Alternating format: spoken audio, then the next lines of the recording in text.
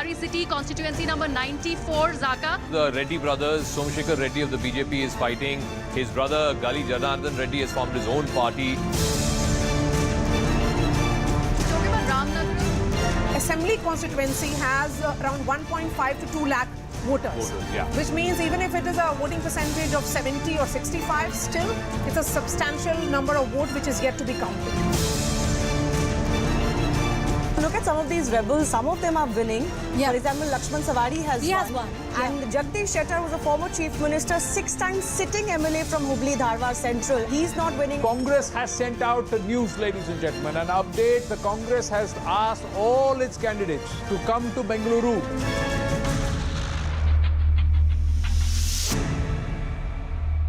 Missed calls which you receive on your phone, and actually what happens is these people are sitting in different countries, and most of these scamsters are based out of the country, and or in fact the people who are based out in India as well, they use VPN services and VPN softwares to actually jump their IP addresses to different locations. So once you get those calls, and in case if you make the mistake of picking up those calls, what happens is the worst thing is sextortion, which is happening right now.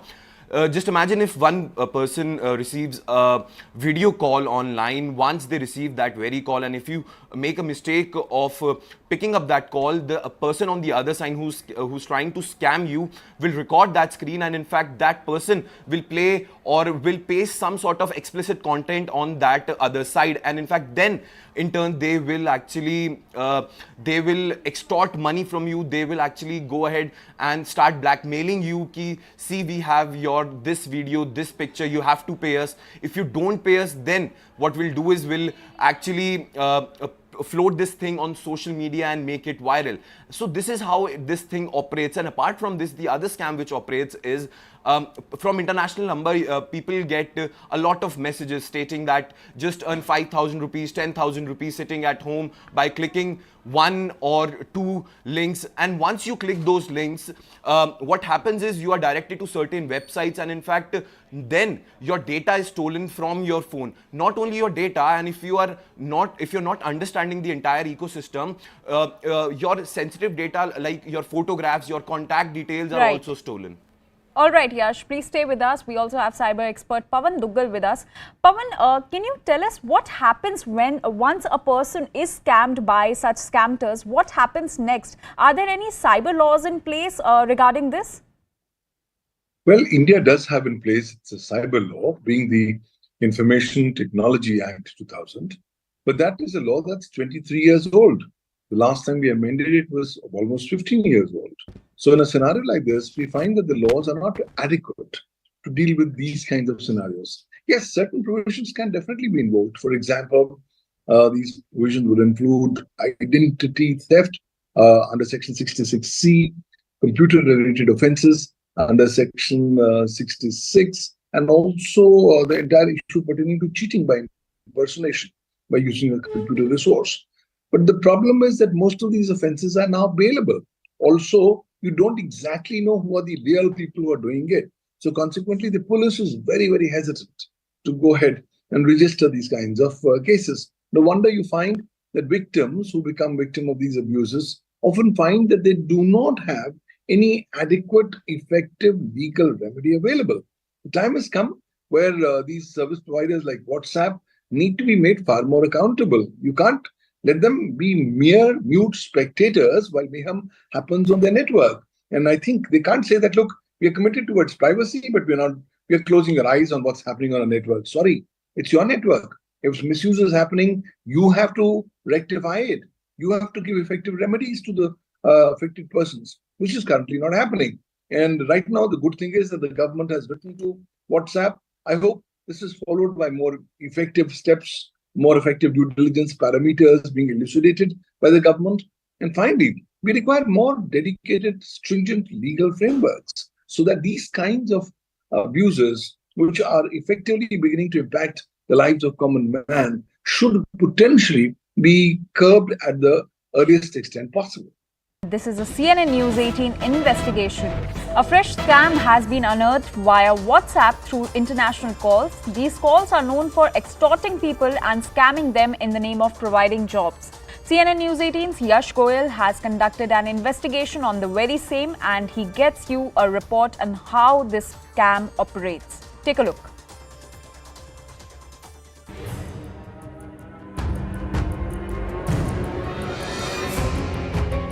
मुझे लगता है कि अगले 4-5 साल भी mind से तो नहीं निकलेगा, क्योंकि मुझे डर लगा था पता नहीं अब क्या करेंगे, कैसे करेंगे. He is a victim of a notorious cyber scam. One phone call changed his life forever. Swindlers resorting to a new modus operandi using WhatsApp. Like him, many of you may have received multiple calls on WhatsApp from international numbers. If you did, then you too could be on the target of these scamsters. WhatsApp scams from international numbers are on the rise. In fact, in the last few days, several users have reported receiving calls on WhatsApp from unknown international numbers, and the internet is flooded with their complaints. Here's how the scam operates. The easiest way scammers have found is to offer you a job, and in return they just ask you to click several links. In the beginning, victims get paid a small amount so trust can be built, but at last, you end up losing both your money and data. Second, and probably the most dangerous one, is sextortion. You meet with your worst nightmare in case you make the mistake of answering a video call from an international number. Once you take the video call, the person on the other side records the screen and threatens to doctor the video into pornography and make it viral on social media platform and will float it on the internet. With new guidelines from the Telecom Regulatory Authority of India tightening telemarketing rules, companies are turning to WhatsApp.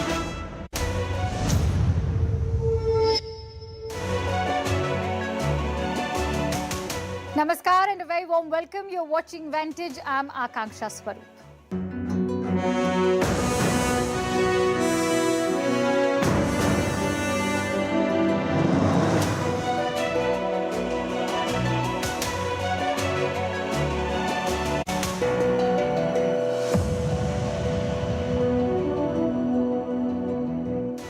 The war has reached Russia's doorstep. Ukraine's counter-offensive is well and truly off. Moscow was struck by drones today. Kyiv is denying responsibility, but Russia says this was a terrorist attack executed by Ukraine. 8 drones flew towards Moscow, with at least 2 crashing into residential buildings away from the battlefield. Russia is banking on alternate blocks to deter Western sanctions to create an alternative to the Western-led financial order, and its eyes are on BRICS. We'll tell you how India is front and center in creating an alternative to the Western-led financial order. Also on the show, we'll tell you how NATO troops came under attack in Kosovo. And it seems Russia has a new weapon to spy on its rivals, a beluga whale. All that and much more coming up ahead. I'm Akanksha Swarup, filling in for Palki Sharma. First up are the headlines. China snubs America. Beijing declines invitation for a meeting between Defense Secretary Lloyd Austin and his Chinese counterpart Li Shangfu. US says since 2021, China has declined over a dozen requests for key defense engagements. Imran Khan sends a multi-million-dollar defamation notice to Pakistan's health minister. This comes after Minister Abdul Qadir Patel claimed the PTI chief is mentally unstable. Last week, the Shehbaz Sharif government shared Imran Khan's medical reports from when he was in custody. Sudan's warring generals agree to extend the ceasefire by 5 days, but violence continues in capital Khartoum. The Sudanese army and paramilitary rapid support forces signed the truce on 20th May. Both parties have frequently violated the ceasefire aimed at providing humanitarian aid. Brazilian president hosts South American leaders summit. 11 of the continent's 12 heads of state to attend the summit in Brasilia. Only Peruvian President Dina Boluarte expected to miss it. The summit is the first of its kind in nearly a decade. And watch your weight, says Air New Zealand. The airline will be weighing its passengers departing on international flights from July.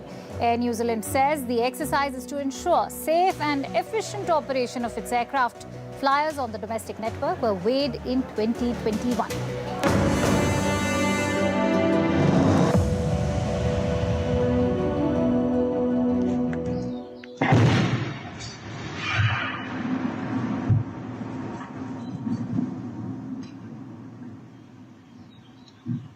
Did you see that?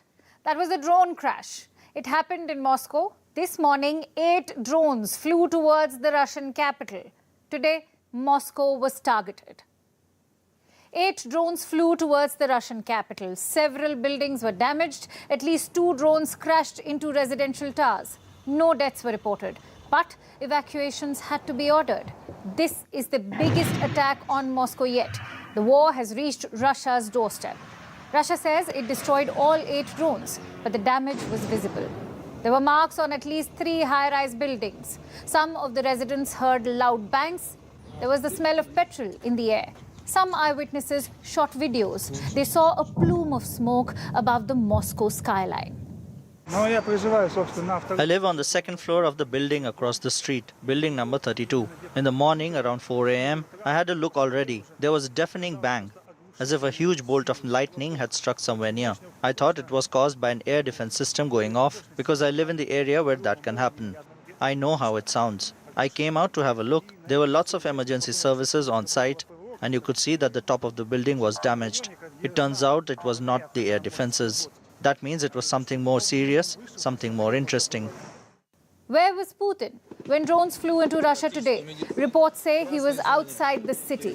Russian Defense Ministry says this was a terrorist attack. Who was behind it? Russia is blaming Ukraine. Kyiv is denying any role, but it is sending a clear message to Moscow. Expect more strikes in the coming days. A presidential advisor to Zelensky spoke out today. He said Kyiv had no connection to the aerial assault. But we are watching with pleasure and we predict an increase in the number of attacks. That's what he had to say. Those are the words of a presidential advisor. The fact is, Russian territories are increasingly coming under attack. Just look at the timeline of recent events. This month, there were strikes on Russian oil pipeline installations. Even the Kremlin was targeted. 2 drones blew up above the Kremlin. Do you remember this? Russia said Ukraine tried to assassinate Putin. Kyiv had rejected Moscow's claims. We have heard similar denials about a week ago as well, when towns near the border came under attack. Yes, I'm talking about the Belgorod incursions. About a week ago, it came under attack. It was one of the largest cross-border raids yet. The villages in Belgorod were evacuated. Russia says it killed 70 attackers. It insists the fighters were Ukrainians. Russian officials released pictures. They showed damaged Western military vehicles. Again, Ukraine issued a denial. They said the Russian militia is behind the attacks. 2 groups came forward to take responsibility: the Russian Volunteer Corps and Freedom of Russia Legion. They sent out this message to Moscow. Our future plans are entering new territories of the Russian Federation, which we will definitely enter. In principle, you should just be a little bit patient and wait just a couple of days to see us again on that side. That's like a declaration of war. Ukraine likes to maintain a distance from these groups. But going by some claims, they have links to Ukraine's army. And they are helping out the Ukrainian forces to catch the Russian forces off guard and split their military resources. Ahead of that planned counteroffensive, all this helps Ukraine. How will Russia respond? Well, the Kremlin won't take this lying down. They will hit back hard. Already, attacks on Kyiv are intensifying. Russian forces have struck Ukraine's capital 17 times so far. The mass airstrikes continue today. At least 1 person died. Residential buildings were damaged and there was panic. I want to show you some pictures. This could be disturbing for some viewers. We advise viewer discretion.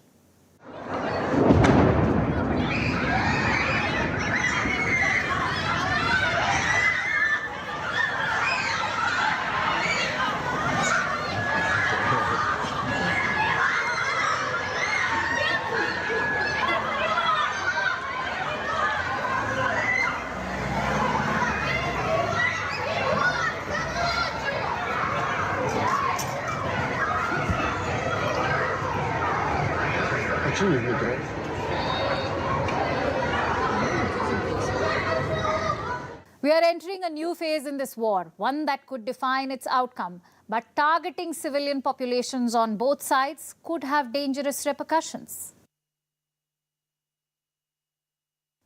That's the battlefield news, but what's happening diplomatically? Russia has banged on alternate blocs to deter Western sanctions. Chief among them, BRICS, that's a bloc of Brazil, Russia, India, China and South Africa. What's their goal? To create an alternative to the Western-led financial order. The BRICS countries set up a bank in 2015. It's called the NDB, or the New Development Bank. There are 9 members so far, but reports say a 10th could soon be added. And it's a heavy weight, the Kingdom of Saudi Arabia. Some background first. The BRICS Bank lends mostly to developing economies.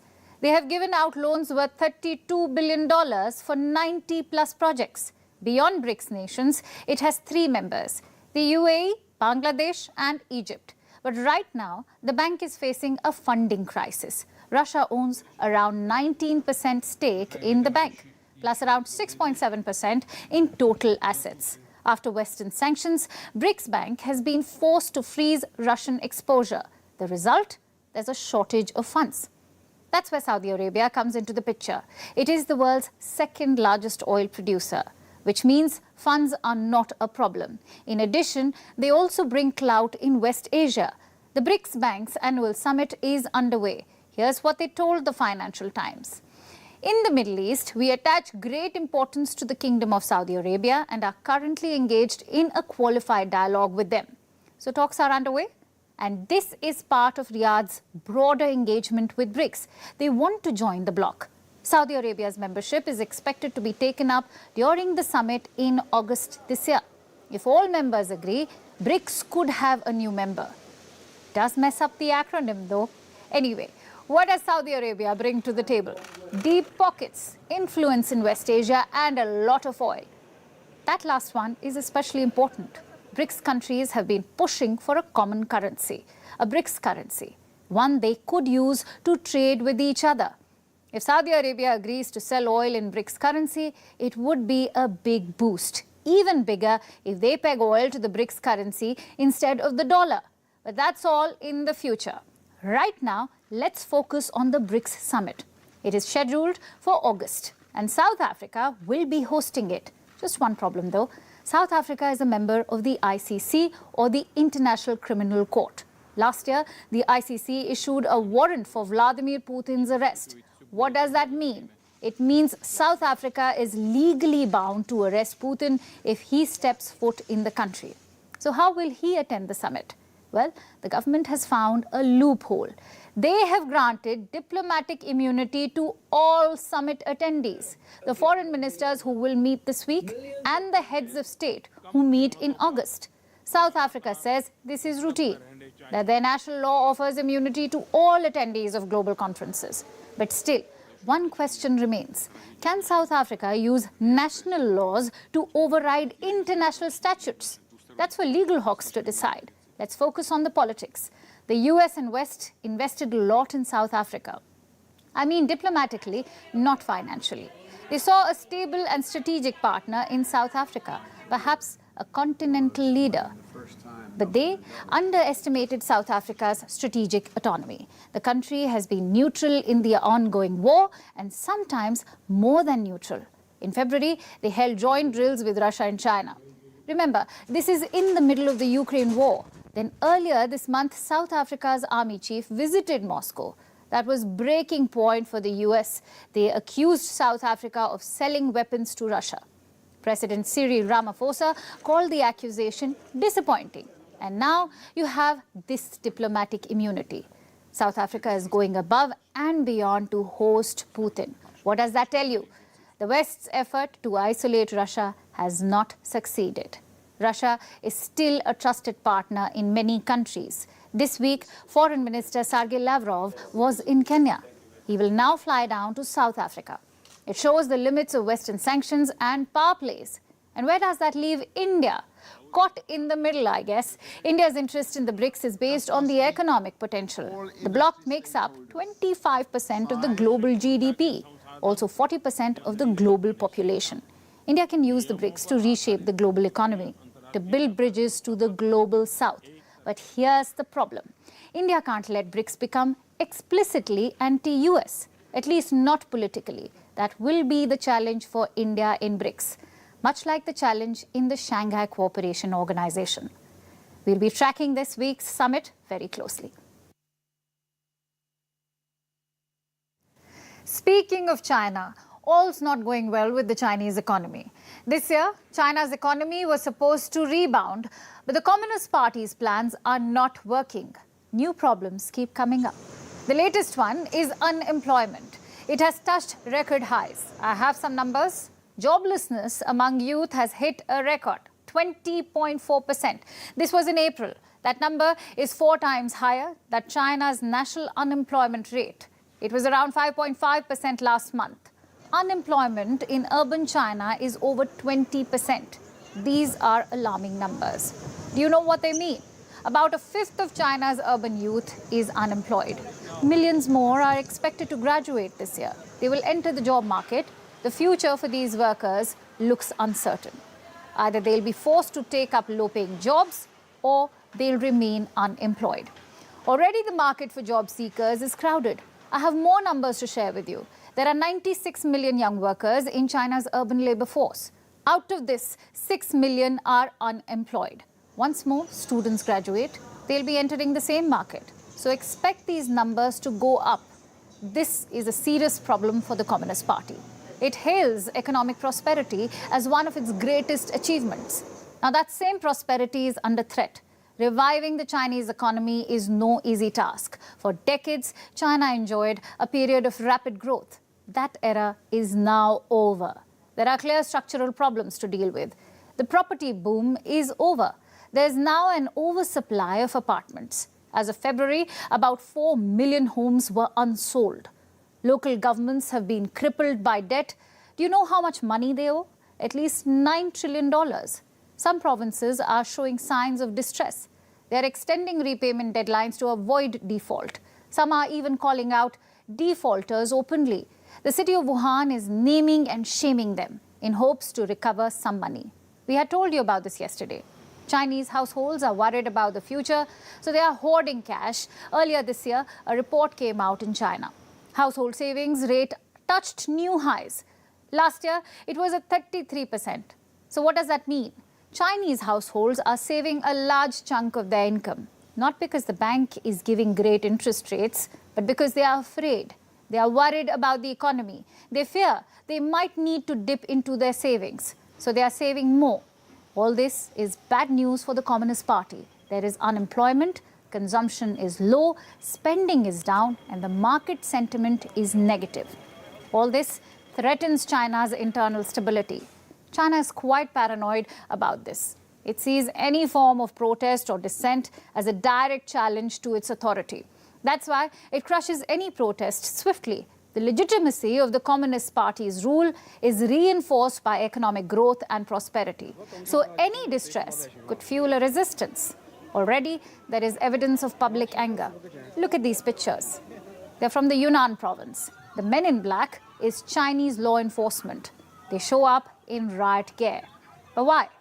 Well, the locals were protesting.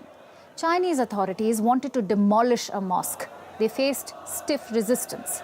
The locals tried to stop the demolition. This led to clashes.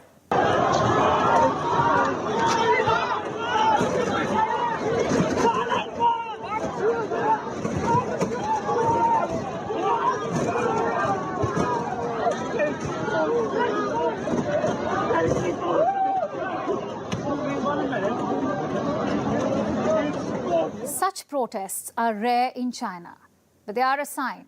Not all's well in Xi Jinping's China. It's a bombshell case in the Indian defense industry. A major aviation giant, kickbacks worth millions, and a decade-long probe.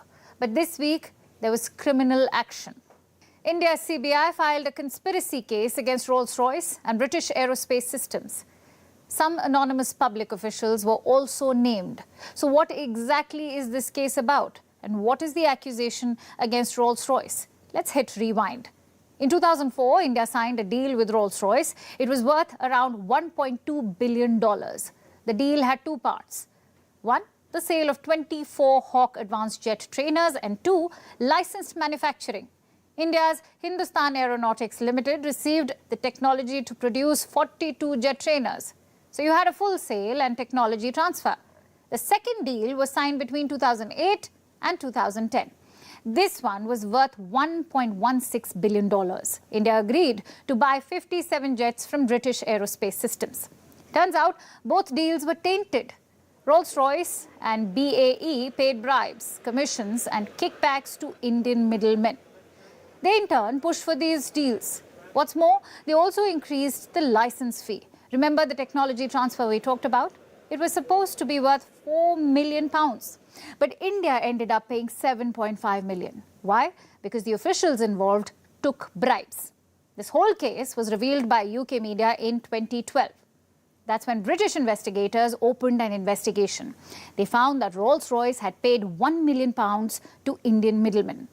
But that wasn't all. The company was bribing officials in China, Indonesia, Malaysia, and even Thailand. In the end, Rolls-Royce settled the case. They paid $614 million in fine. But now they are facing the heat in India. The CBI had launched an official investigation in 2016. Around 7 years later, a case has been filed. Rolls-Royce has agreed to cooperate with the probe. They say it's a different company today, that there is zero tolerance for business misconduct. British Aerospace Systems has refused to comment. They say since the probe is active, it's inappropriate to comment. So what exactly is the CBI hoping to achieve here? Their case names multiple entities. Rolls-Royce Holdings, its former India head Tim Jones, the British Aerospace Systems, and interestingly, a father-son arms dealer duo, Sudhir and Bhanu Chaudhary. This isn't their first dance with the CBI. In 2006, they were named in the Israeli Barak missile probe. They got a clean chit eventually, but the case forced both men to relocate from Delhi to London. In 2014, they were arrested in the UK. On what charges? Helping Rolls-Royce pay bribes in China and Indonesia. But once again, the case was dropped. Rumour is both father and son were focused on India since 2015.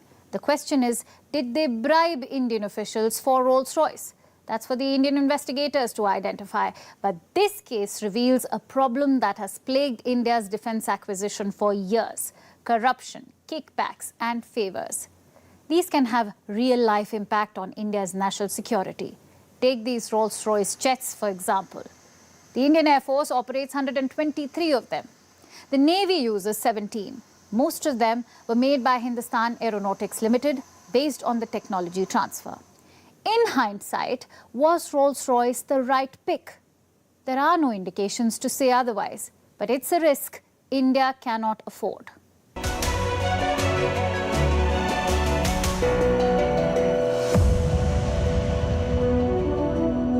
Contact list, files and folders, SMS access, which is very dangerous. If somebody is taking your SMS access, they can actually read your OTPs also. WhatsApp is owned by Meta, and when we asked about how their platform is used to trap innocent people, this is what they had to say. Protecting the privacy and security of users is fundamental to Meta and WhatsApp. WhatsApp is a leader among end-to-end encrypted services in protecting user safety. However, bad actors find different ways to scam users. International scam calls is a new way that bad actors have recently adopted.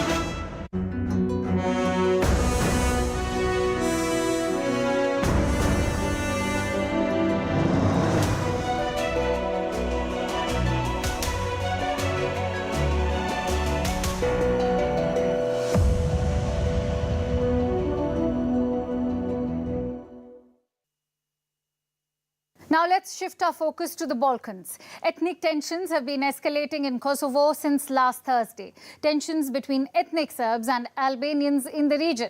They have erupted into clashes between the Serbs and NATO peacekeeping forces. At least 25 members of NATO's Kosovo force, or KFOR, have been injured. The troops who were wounded are mostly from Italy and Hungary. Some of them have sustained serious injuries. The clashes are taking place in the northern parts of Kosovo. Some northern towns are mostly populated by ethnic Serbs. They have refused to accept Kosovo's 2008 Declaration of Independence. They still consider Serbia's Belgrade their capital. Meanwhile, Serbia's president, Alexander Vučić, is upping the ante. He says that 52 ethnic Serbs were hurt in the recent clashes. Vučić has put the Serbian army on the highest level of combat alert. It has sent alarm bells ringing. The EU and NATO are urging a de-escalation. No one wants a repeat of the ethnic violence of the late 1990s. Here's a report.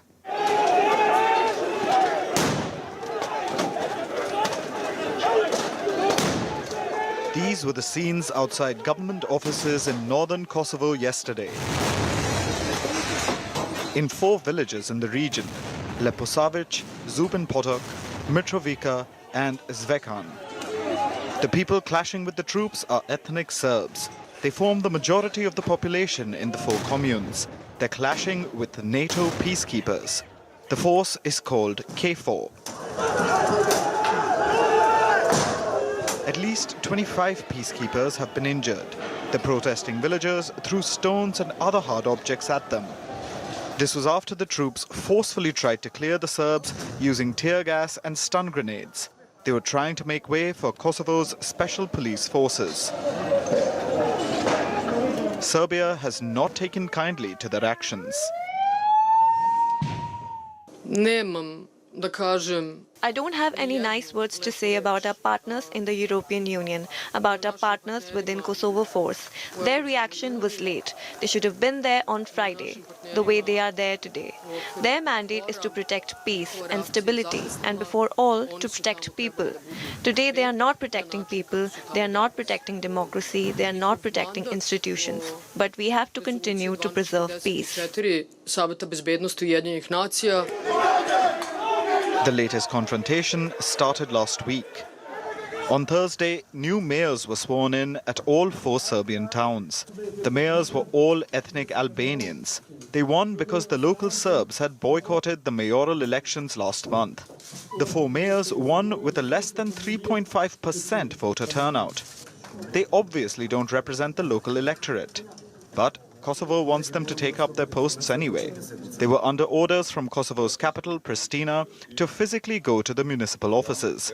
This is what has led to the escalation in tensions. We have 2 requests, that illegal, illegitimate sheriffs, the way they call themselves, the newly elected mayors, go to their homes and boss around their relatives, their wives, kids and other relatives, and that all of the special forces that are currently in the town hall and around the town hall pull out towards the south with all the vehicles, because this is not a police station. This is the people's town hall, city hall, that should serve people. The local Serbs want the new mayors and Kosovo's special police forces out. The standoff is heating up. And it isn't limited to Kosovo. There's been saber rattling from Serbia's president Aleksandar Vučić. We deployed our forces in accordance with the situation at places where we think it is necessary. We will visit many places with our army. We will not allow the pogrom of the Serbian people. For the last time, I will reiterate my appeal that the international community take action to bring Albin Kurti to his senses, to reason with him without resorting to pointless press releases on one hand while endorsing him with everything on the other. Vučić has put the blame squarely on Kosovo's Prime Minister, Albin Kurti. This time, the US and EU have rebuked Pristina as well, for insisting that the Albanian mayors go to the town halls in the Serb villages. They want the mayors to work remotely till tensions subside. Kurti tweeted this after talking to the Western nations. He mentioned citizens of all ethnicities. It seems like an olive branch. Because no one can let the violence of the late 1990s return. Kosovo is a majority Albanian region. A separatist movement began in 1998. The Serbian government countered it with a violent crackdown. Over 13,000 people were killed, over 1 million displaced. Kosovo declared independence in 2008. Serbia has not recognized it. Neither have a host of countries like Russia, India and China. However, the US and several European nations have backed Kosovo's independence. As the tensions flare up, the world now needs to put aside these differences. Because the last thing we need is another war erupting.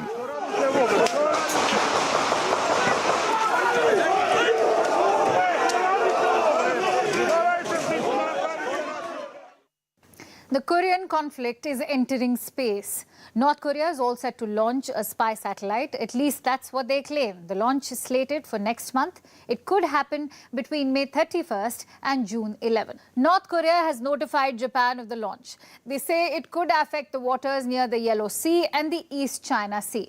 Japan has put its missile defense on alert. The plan is to shoot down any projectile that enters Japanese territory. This announcement raises a couple of questions. Why does Pyongyang need a spy satellite? Does it have such technologies? And why is the US and South Korea worried? Kim Jong-un has a long wish list of weapons, like nuclear submarines and intercontinental missiles. A spy satellite was also part of that list. But here's how Pyongyang is justifying it. A spy satellite would help North Korea identify US warplanes and deployments. It would improve the accuracy of any military strike. That's the official explanation. But is North Korea capable of building something like that? They have launched 2 Earth observation satellites before, one in 2012 and again one in 2016. Neither has sent any pictures back to Earth. Is this spy satellite any different? Experts say it's unlikely. North Korea's state media has released a picture of the so-called spy device. Experts say it's too small to relay high-quality pictures. Why then is Pyongyang bothering to launch it? To test the technology. You see, satellite launchers share a lot in common with long-range missiles. The core technology is same. So launching spy satellites could be an excuse. The real reason could be testing out ballistic missile technology, which, by the way, is illegal. The UN Security Council has banned North Korea from using ballistic technology. So if this launch goes ahead, there will be sanctions, or rather, more sanctions. Japan and South Korea have criticized Pyongyang's plan. They're calling it a serious provocation. So why is Kim Jong-un provoking, and why now? Just last week, the US and South Korea conducted live fire drills near North Korea. 4 more drills are planned. Both countries are marking 70 years of their alliance, so naturally, Kim Jong-un is angry. He usually escalates when there is a joint drill. But this time, he's got more reasons. South Korea also launched its first commercial-grade satellite last week. The hope is to build and deploy a spy satellite by late 2023. This would give South Korea an edge. So maybe Kim Jong-un is thinking ahead. Maybe he wants to keep the military status quo. But to do that, he will also need outside help. Kim's biggest ally is China. They have refused to comment on the planned launch. Instead, they called for meaningful dialogue. Where does that leave the Korean peninsula? More volatile than before. Kim Jong-un has carried out 100 missile tests since 2022. In the past, such tests indicated a willingness to talk. It was Kim's way of saying, come to the table. But this time, the dynamics are different. The Ukraine war will be playing on his mind. In the 1990s, Ukraine gave up its nuclear weapons, and look what happened to them. So getting Kim to give up his nukes will be harder than ever. Plus, how interested is the US? Biden has taken a harsher stance than Donald Trump. So no summits and love letters. In fact, last month, he sent a stern warning. Biden said a nuclear attack by North Korea would end the Kim dynasty. He also signed a new security declaration with Seoul. So the dynamics in Korea have changed. South Korea is more assertive now. It has launched a satellite. It is talking about becoming the world's #1 arms manufacturer. All this would have unsettled Kim Jong-un. Hence, the satellite launch. Now, there's something else that's making headlines in Japan. Turns out Tokyo has its own Partygate scandal. It involves Prime Minister Fumio Kishida's son, Shotaro. He was serving as one of the Prime Minister's advisors. But now, Kishida has succumbed to public pressure and sacked his son. Why? Well, Kishida's heir apparent held a private party last December. This was at the PM's official residence. And new photos from the party have emerged. Shotaro Kishida and his guests are seen being inappropriate. Not in the way you'd expect, though. They were seen posing at a symbolically important place. Yes, that's it. Not exactly what most of us would consider a scandal. But in Japan, it caused an outrage. And it led to the Prime Minister having to fire his political heir. Here's more. This is Shotaro Kishida, eldest son of Japanese Prime Minister Fumio Kishida, and his executive policy secretary. But that's set to end this Thursday. Kishida Jr. has got the sack. He's being forced to step down. No, it's not because of the obvious nepotism, but because of a party. Shotaro is facing the music for partying last December at the Prime Minister's official residence. The scandal is about a Bonenkai, or Forget the Year party, on 30th December. A lot of relatives were invited, and pictures from the gathering have been made public. Shotaro and his relatives were photographed posing on the red carpeted stairs at the PM's residence, with Kishida Jr. standing at the center. A place of honor reserved for the Prime Minister. It has drawn a stream of criticism. Now, this may not seem like much to a lot of people around the world. However, it's a big deal in Japan. The stairs at the PM residence hold a symbolic value. You see, the Prime Minister's residence is a 100-year-old building. It used to serve as the PM's office till 2005. That's when a new office was built and the old building was turned into the PM's living quarters. So the building and the iconic stairs are looked upon with deep respect. Shotaro Kishida posing there is seen as extremely disrespectful.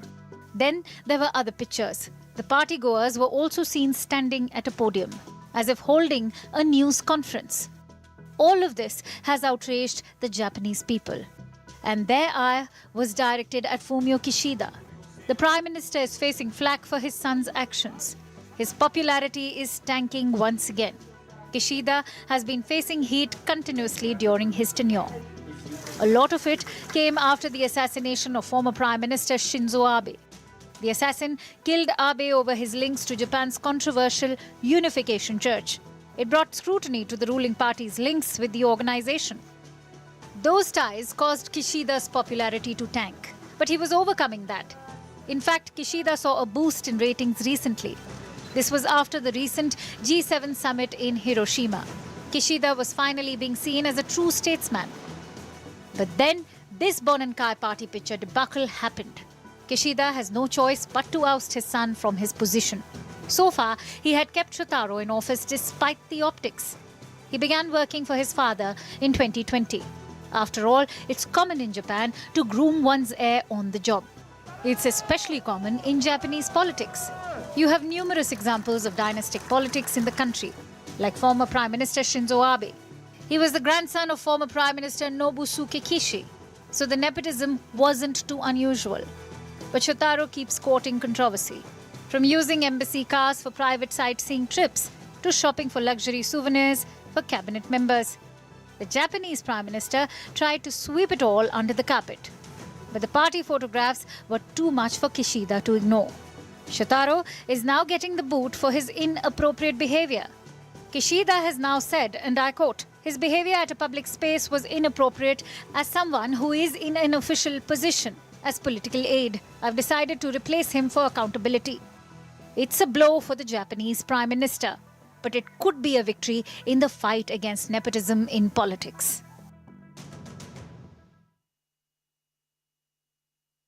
Uganda has passed a draconian law, one of the harshest anti-LGBTQ laws in the world. If you're gay in the African nation, you could face 20 years in prison, or even worse, death penalty. There has been a huge outcry since the law was signed. The West calls it a violation of human rights, threatening to cut off billions of dollars of aid to Uganda. But inside the country, the legislation has huge support. Our next report takes a look at this new draconian law and the state of LGBTQ rights in Africa, a continent where homosexuality is banned in nearly 30 nations. The bill passed and the title settled. Ugandan lawmakers are celebrating the passage of a new bill, the Anti-Homosexuality Bill 2023, one that has received huge support in the African nation. Many are calling it one of the harshest anti-LGBTQ laws in the world. A draconian measure that targets the country's queer community. Same-sex relations were already illegal in Uganda.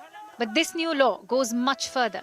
It includes capital punishment for serial offenders, as well as for those transmitting a terminal illness through gay sex.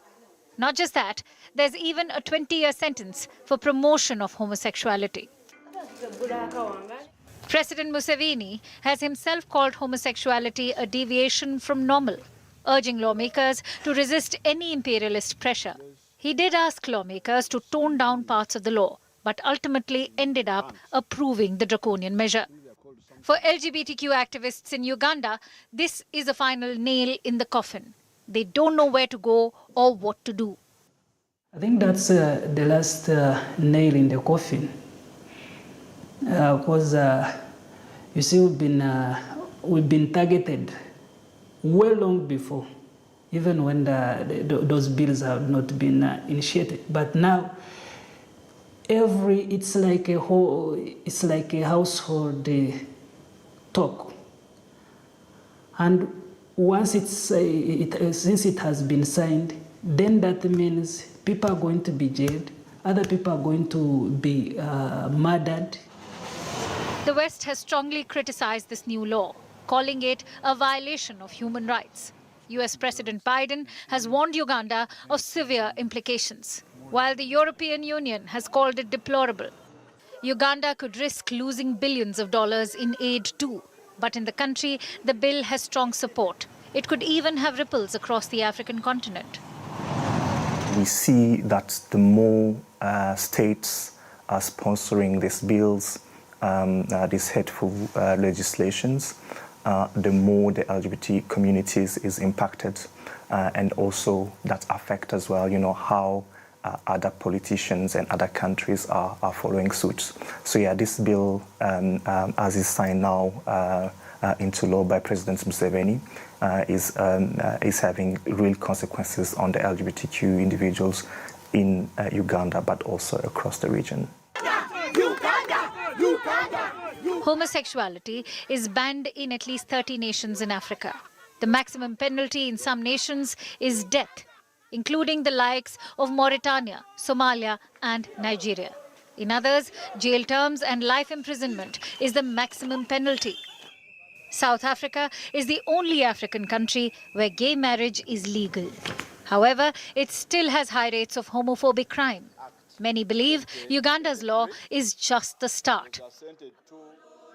It will push African nations to pursue harsher anti-LGBTQ laws. Our last story tonight is about a Russian spy, or at least one suspected to be a spy. Russian spies have been feared for decades now. Books have been written and movies made about them. The KGB, which is Russia's intelligence agency, became a global sensation during the Cold War.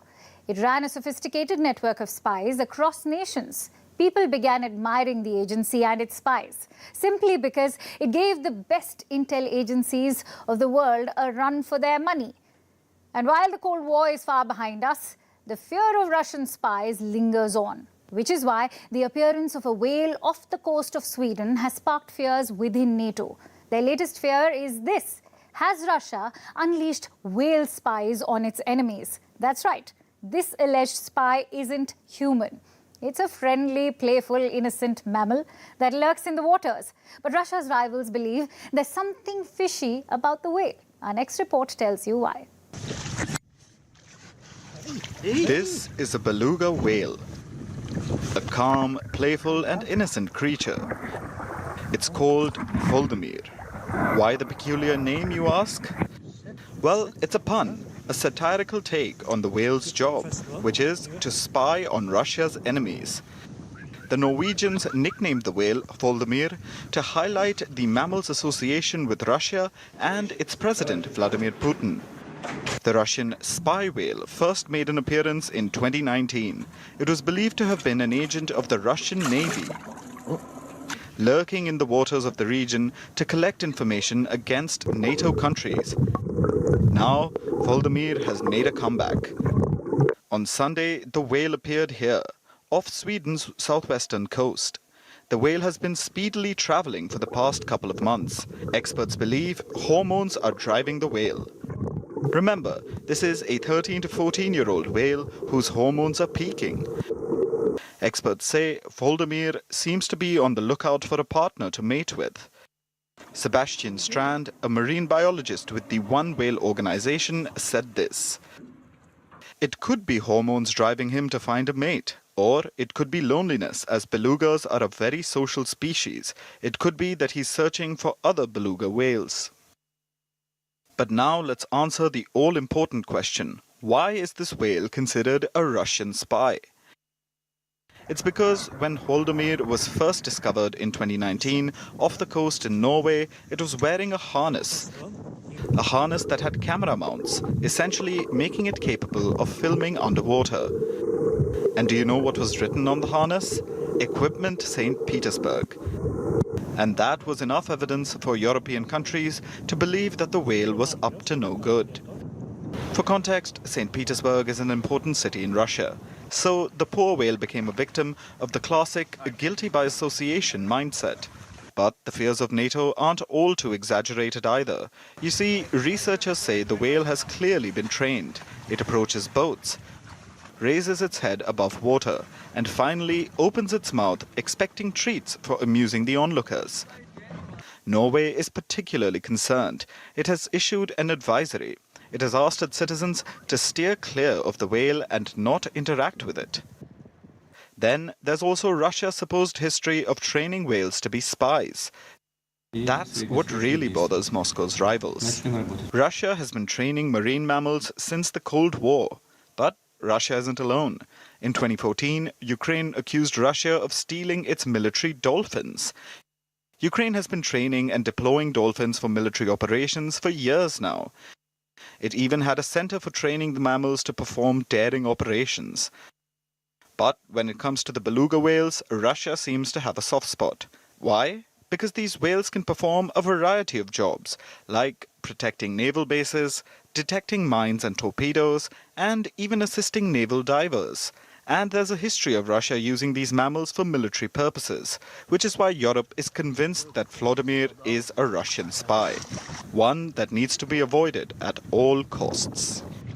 And now it's time for Vantage shots, images that tell the story. Starting with the United States, a shooting happened at a beach in Florida. 9 people, including children, have been injured. In Turkey, an event celebrating Erdogan's return to power went horribly wrong. Fireworks exploded in the hands of a person. In Italy, 3 new skeletons have been found in Pompeii. They are victims of a catastrophic volcanic eruption that happened about 2,000 years ago. And finally, what makes May 30th significant? Taking you back in history, on this day, 1942, the British Royal Air Force dispatched more than 1,000 bombers against Germany. This was codenamed Operation Millennium. Germany's 4th largest city, Cologne, was heavily damaged in this attack. It was this operation that had set the tone for RAF's future operations during the Second World War. We leave you with that. Thank you so much for watching. We'll see you tomorrow. We have a long list of German cities in which the vital industries of the German war machine are established. All these it will be our stern duty to deal with, as we have already dealt with Lübeck, with Rostock, and half a dozen important places. The civil population of Germany. More views of Cologne show the complete devastation wrought in this most important industrial center. Wonderfully preserved is the great cathedral. Although windows have been shattered, the ancient fabric has been comparatively lightly touched by the destruction.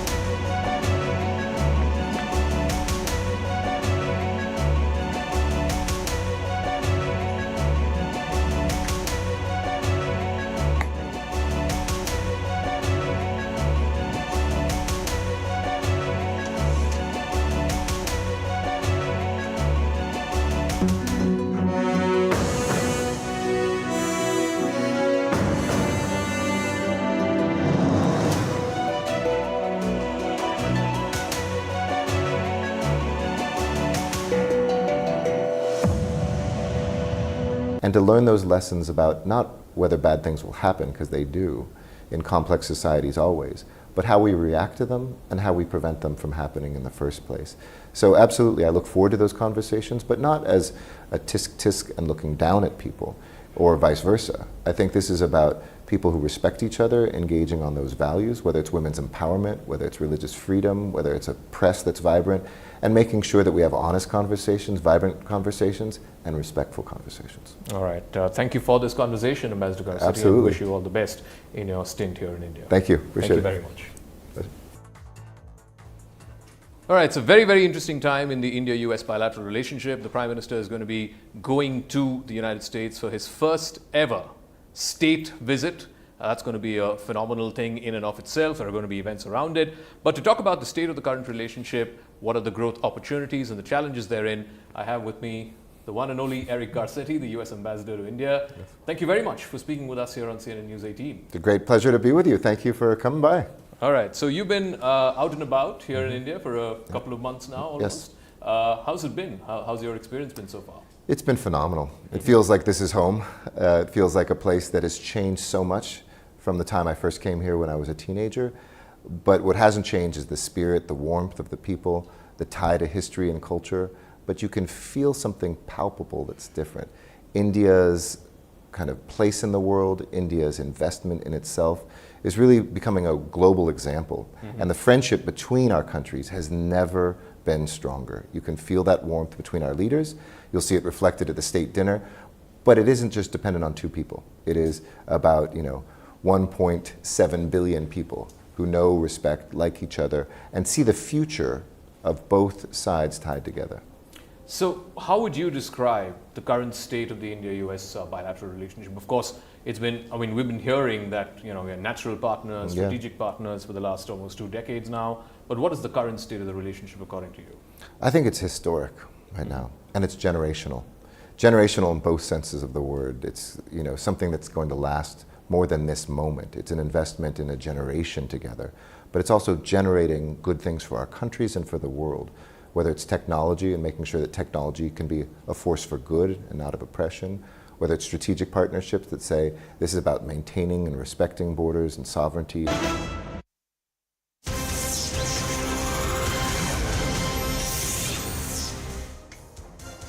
A very warm welcome. You're watching Breaking on News 18. I'm Akanksha Swaroop. Let's dive into the segment with some inputs coming in.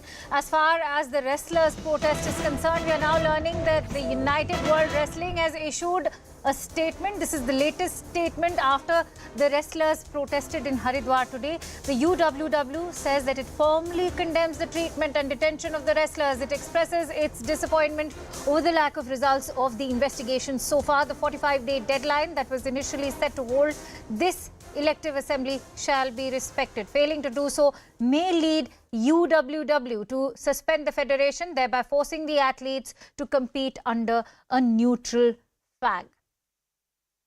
And so remember, the UWW, which is the International Wrestling Body, has been observing the wrestlers' protest for quite some time. I'm also joined in by Shivani Gupta on the phone line.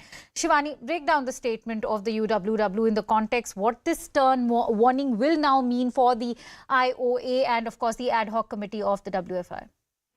Yes, there are a couple of important points as far as this statement is concerned. The International Wrestling Body has condemned the treatment and detention of the wrestlers. This is in regards with what transpired on Sunday. It has expressed its disappointment over the lack of results on the investigations and has urged authorities to conduct a thorough and impartial investigation. But what is also important to note is that the World Wrestling Federation has accepted and acknowledged that the WFI President Brij Bhushan Sharan, in this case against whom allegations have been made, was obviously asked to step aside at an early stage, and he is no longer in charge of the federation. I think a lot of people are not aware of the fact that Brij Bhushan is not in charge of the federation as we speak. He was initially asked to step aside for a period till when the oversight committee was to probe the allegations. And then an ad hoc committee was given charge of the federation in late April. They eventually took charge in mid-May. And since then, he is not in charge of the workings of the federation. So a lot of people seem to be confused about that because they feel like he should step aside. The reality is that he is no longer in charge of the federation. But importantly, what the federation is also saying, and this is as per international norms, that the next elections for the body have to be held in the 45-day deadline that has been initially set by the sports ministry, because the elections were supposed to happen in May. But those elections were cancelled and postponed because this ad hoc committee was taking charge.